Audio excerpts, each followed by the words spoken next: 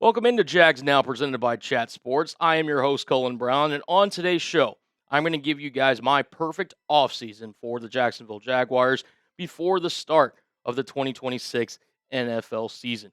Before we get started, though, I wanted to ask you guys a question just to get to know the people that have subscribed to the channel, the viewers of this channel, and just, engage a little bit. I've been a Jaguars fan since blank. Fill in the blank for me. If you guys have been around since the inception of Jacksonville back in 1995, let me know. If you're a recently fan, if you're just a fan of 2026, let me know. I would greatly like to hear it. Get in the comment section below and let me know how long you've been a fan of the Jacksonville Jaguars. All right, getting into step one of my perfect offseason plan, and I'm going to just say this off the top. I don't think this is the most likely outcome, but in an ideal kind of scenario, this would be, I guess, step one if you're the Jacksonville Jaguars in terms of having a defense that you had similar to this year, and that is re-signing your arguably best player on defense in Devin Lloyd, who, I mean, you bet on him not having the season that he had this year, ultimately when you didn't pick up his fifth-year option, but he was simply put a playmaker for the Jags defense this season under Anthony Campanelli. You see the stats on your screen. To me, Devin Lloyd is a guy that is going to command around $18 to $20 million per year. And that's currently a problem for Jacksonville because as we currently sit here today after the finalization of the Cole Van Lannon deal, they're roughly about $7.6 million over the cap. So you're going to have to, make some moves in order to make this happen. Now, could you potentially, restructure Eric Armstead's deal? Could you give Trayvon Walker an extension? Are you potentially going to cut a guy like Davon Hamilton? There's a bunch of things that you can do. Are you going to franchise tag Devin Lloyd? Are you going to potentially add void years to a potential contract? I'll be the first to admit, I don't think this is the most likely scenario for Jacksonville. I think Devin Lloyd is going to be a guy that goes to the highest bidder in NFL free agency, and rightfully so. He earned his money there. I would love to keep him in Jacksonville, and that would be my ideal step for a perfect offseason in Jacksonville. If he can get maybe closer to a Zach Bond type deal, who signed for 3 years, $51 million, closer to $17 million a year, and maybe throw in some void years, that would be more likely. If you get closer to, 20-some-odd million, closer to Fred Warner, maybe even resetting the linebacker market, I think Devin Lloyd is going to price himself out of Jacksonville. So that would be my ideal first step for the Jaguars, although I don't think it's the most likely outcome. Step number 2, extend Parker Washington. This guy, over the last month, has arguably been your best wide receiver. And he's entering the final year of his contract, was originally a 2023 sixth-round pick out of Penn State. And he was a guy for Jacksonville when they made the trade for Jakobi Meyers. Everyone was kind of assuming, rightfully so, Jacoby's the veteran. He's been, a wide receiver long enough in this league, and he does so many little things well, that he would kind of assume, the wide receiver one role. And I still think that's a possibility. But for Parker Washington, he is a guy that gives you something that I think Jakobi Meyers doesn't give you, which is that explosive element on your offense. Brian Thomas Jr. was thought to be that last year, but as we've seen, throughout last season, he really struggled and regressed. Meanwhile, Parker Washington has gotten steadily better each and every season, and the last 3 weeks is where a lot of his production has, shown up for Jacksonville. You see 29 receptions, 427 yards, 1 touchdown. He also, in the wildcard loss against Buffalo, added 7 receptions for 107 yards and a touchdown. So over the last 4 games of the season, Parker Washington has been your number 1 receiver. And I do think there is a world in which Parker Washington is the future number 1 wide receiver for the Jaguars. Ultimately, I think Jakobi Meyers is kind of more of your do-it-all receiver. I mean, hell, he's even giving chip blocks on Joey Bosa, as you saw in that wildcard game against Buffalo. And he'll do a lot of things. He'll get dirty in the run game. He'll sit there and run crosses over the middle, and he'll be that sure-handed receiver that Trevor Lawrence can rely on. But Parker Washington, I think his ceiling, I don't think it's quite the level of a, Justin Jefferson, Jamar Chase. I don't think he's top of the league caliber, but for this team and for where he's drafted and, where he could potentially end up, I think he could be the wide receiver 1 for Jacksonville, given Brian Thomas Jr.'s kind of uncertainty where he's level, and Travis Hunter, who we'll get into a minute, where his role will be on this team.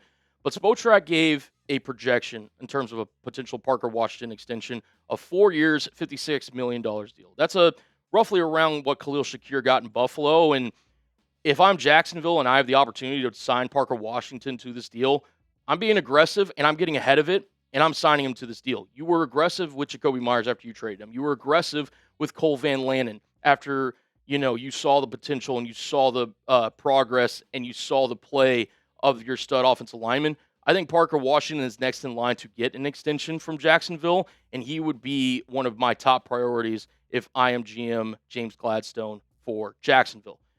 Speaking of Travis Hunter, that brings me to number 3 on my list.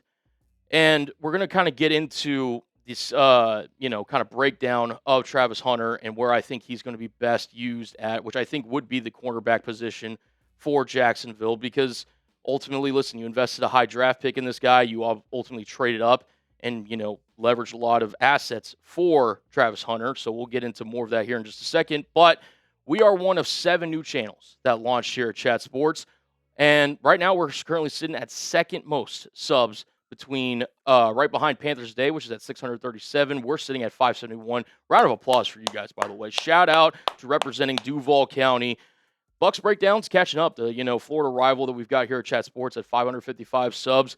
Help us grow here at Jags Now. Help us become the first new channel to hit 1,000 new subscribers here at Chat Sports. My guy Tyler Smitty and Reed Barkus, respectively, are doing great jobs, but we're here at Jags Now. We're a class above, and we're going to show them here. I need you guys to hit that subscribe button. We're also going to be giving you guys shout-outs on our most recent subs on the next show. So if you haven't subscribed and want to be a part of one of the first 1,000 subs here at Jags Now, make sure you hit that sub button. Make sure you like the video. Share this with some other Jags friends in order to help us grow the community that we have here on YouTube.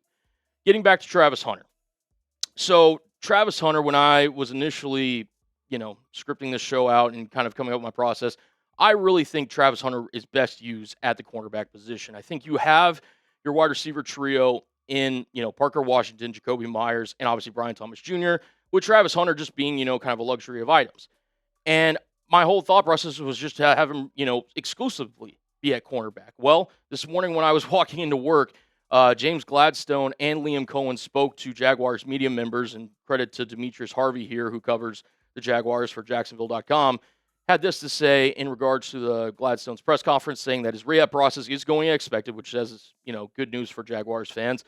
But the team still expects him to play on both sides of the ball. Specifically talks about giving a higher emphasis at corner, given who is leaving, etc., gives a clue. And that obviously leads to a conversation about the Jags cornerbacks, in which there's only 3 signed on the roster for 2026. You see them on screen. Travis Hunter, who we obviously talked about, and I think will be this team's cornerback 1 next season. Jordan Lewis, the free agent signing from 2025. And Jarian Jones, who I think is, really played up to snuff for a lot of this year, but ultimately I think he is better as your 4th corner rather as a starter. And Devin Lloyd is, I think, the number 1 free agent that the Jaguars are hoping to bring back. But if they do not sign, Devin Lloyd, they're going to be looking at guys like a Dennis Gardeck. You're going to be looking at guys like Travis Etienne. You're going to be looking at a guy like Monteric Brown. Monteric Brown, as you see there, he had a PFF coverage grade of 75.5, which ranked 13th among 114 qualified cornerbacks in terms of coverage rates. And again, PFF's not everything, but it's a decent metric to use in everything when kind of comparing his impact for the Jags this season in his first kind of year under Anthony Campanelli's defense. He was simply a ball hawk, man. And I think he's somebody that if the Jaguars do bring him back on a team-friendly deal, he could be a starter, kind of slotting Jarian Jones into more of that backup, cornerback 4 role. But getting back to Travis Hunter, I think Travis is a guy that is supremely talented. And obviously the Jaguars have a lot invested in him, taking him at the number 2 overall pick back in the 2025 NFL draft.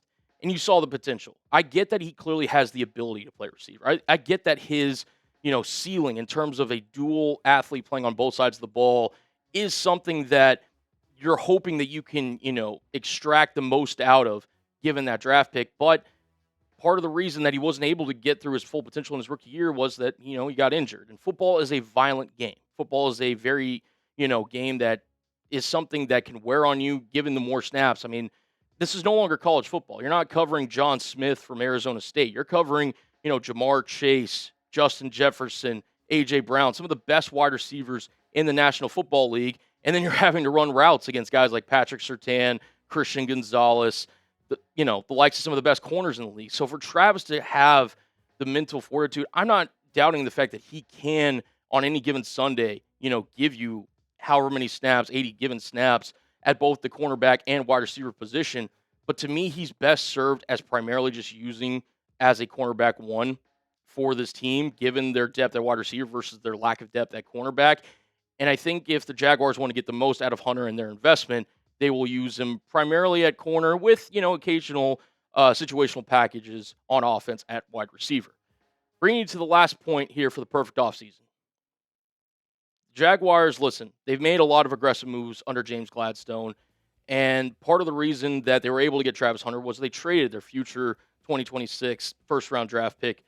They're going to need to really hit on some of these draft picks, and they're going to need to get cheaper, and they're going to need to target some positions of needs, such as offensive lineman, cornerback, and pass rush. And if you look at the 2026 draft picks for Jacksonville, there's still potential for the Jags to do something with this draft. And the one thing about, when you're drafting in the NFL, you want to be able to get guys that are not expensive right away, because ultimately there is a chance that, you're going to have to pay them one day. But when you have, guys on cheaper rookie contracts, it allows you to construct your roster in other areas of need and pay other guys that have been on your roster longer. And I think that if you're James Gladstone, you're looking at this offensive line. Cole Van Lanen is clearly slotted in as your starting left tackle. Anton Harrison, I think, took a step forward at right tackle this year. I'm really interested to see where he develops, in the coming seasons. What about the interior of the offensive line? Patrick McCarry didn't really grade out the best this year. What is, a potential looking at upgrading right guard could look like for Jacksonville? Obviously, Robert Hainsley's done well, but I think depth of the offensive line could be a bonus. We mentioned the cornerbacks already. If you don't sign Monteric Brown, I think cornerback has to be a position you select on day 2 and with one of your 4 draft picks on day 2. And then with pass rush, you obviously have Josh Hines-Allen, you have Trayvon Walker, and Eric Armstead did really well from the defensive tackle spot, but I think you need to get more interior pass rush pressure from up the middle.